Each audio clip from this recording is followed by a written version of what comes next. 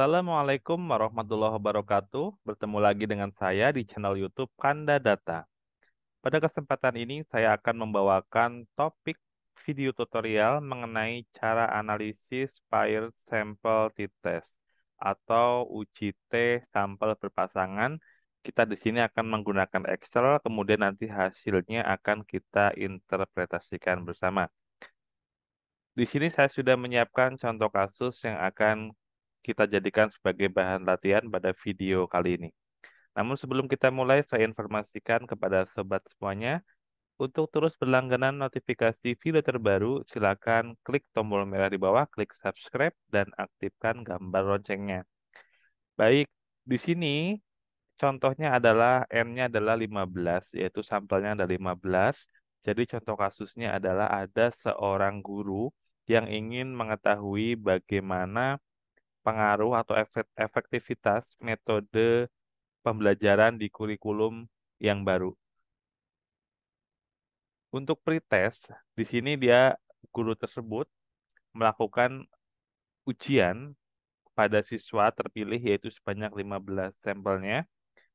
Ini pada metode pembelajaran di kurikulum yang lama. Kemudian dilakukan ujian, ketemu nilainya.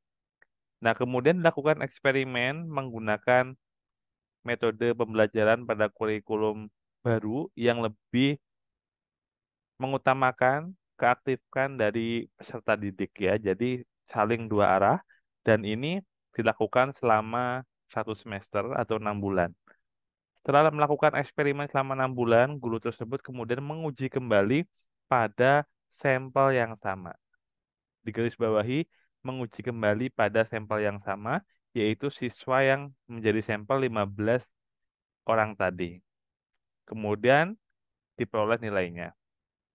Nah, guru tersebut ingin mengetahui bagaimana perbedaan rata-rata dari pretest dan posttest, atau perbedaan rata-rata dari metode pembelajaran di kurikulum lama dan metode pembelajaran di kurikulum baru. Oleh karena itu, pada tutorial kali ini kita dapat menggunakan uji sampel berpasangan atau paired sample t-test. Di sini kita akan menggunakan Excel. Untuk menggunakan uji T ini ada dua asumsi yang harus kita penuhi, yaitu yang pertama data diukur dalam skala interval atau rasio. Ini sudah masuk dalam skala interval, sudah memenuhi. Kemudian yang kedua terdistribusi normal. Kita perlu melakukan uji normalitas. Namun di sini saya menganggap bahwa di sini sudah dilakukan uji normalitas karena untuk mengefisienkan waktu pada video tutorial kali ini. Langsung saja di Excel di sini saya akan menggunakan menu data analisis toolbar di sebelah kanan atas di tertutup video saya. Di situ ada menu data analisis. Kalau kita klik akan muncul berbagai pilihan seperti ini. Jika teman-teman belum muncul, artinya teman-teman belum mengaktifkan data analisis toolbar, silakan teman-teman bisa mengaktifkannya dengan melihat tutorial di Kanada Data di playlist ya untuk cara mengaktifkan data analisis toolbar di Excel. Tahapannya bagaimana untuk data analisis untuk uji sampel t-test berpasangan? Di sini kita menggunakan yang ini ya, t-test paired to sample for means.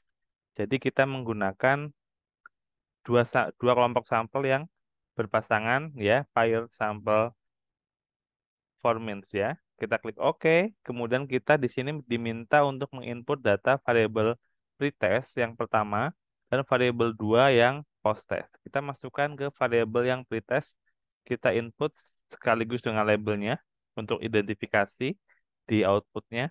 Kemudian untuk variabel 2 juga kita input untuk data post-test.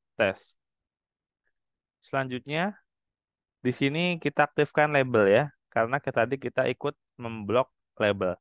Kemudian di sini hipotesis mean difference kita menggunakan 0 ya, karena kita akan menguji hipotesis 0. Jadi kita susun hipotesis terlebih dahulu. Hipotesis 0 itu rata-rata pretest dan post-test itu tidak berbeda nyata. Kemudian yang hipotesis satunya atau H-nya itu adalah pretest, rata-rata pretest dan posttest adalah berbeda nyata. Cara mudahnya begitu ya. Silakan untuk diksi pemilihan bahasa di hipotesis silakan disesuaikan yang lebih bagus. Kemudian di sini untuk alfa ditetapkan sebesar 5% atau 0,05, artinya kita menggunakan selang kepercayaan 95%. Kita langsung saja simpan, saya sini akan disimpan di sheet yang sama sehingga saya klik output rank, kemudian saya ingin taruh di sebelah kanannya. Kemudian saya klik OK ya, karena udah memastikan seluruhnya sudah dilakukan dengan benar. Kemudian kita lihat hasilnya. Kita lihat hasilnya, kita bahas bersama. Nah, di sini adalah kita menggunakan uji dua sampel berpasangan. Kita lihat dari rata-ratanya. Di sini kita lihat di rata-ratanya bahwa untuk pretest itu adalah 71,67. Kemudian hasil post-test ini adalah 83. Artinya dari nilai rata-rata pretest dan post-test kita mengetahui bahwa rata-rata nilai siswa yang mengikuti metode pembelajaran kurikulum baru memiliki nilai yang lebih tinggi dibandingkan dengan yang menggunakan metode pembelajaran di kurikulum lama. Oke ya. Jadi kita sudah menangkap. Kemudian bagaimana untuk uji statistiknya? Kita lihat dari nilai tes statistiknya. Sini adalah min 7,98226. Saya di sini menggunakan uji dua arah sehingga saya akan berpatokan pada yang ini ya probabilitas dan ada juga T kritikal. Nah, di Excel itu keunggulannya kita tidak perlu mencari nilai T tabel ya karena di sini sudah diketahui nilai T kritikal.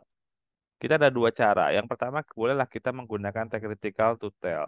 Kita lihat bahwa di sini min 7,98. Kita abaikan minnya ya karena min itu menunjukkan arah ya.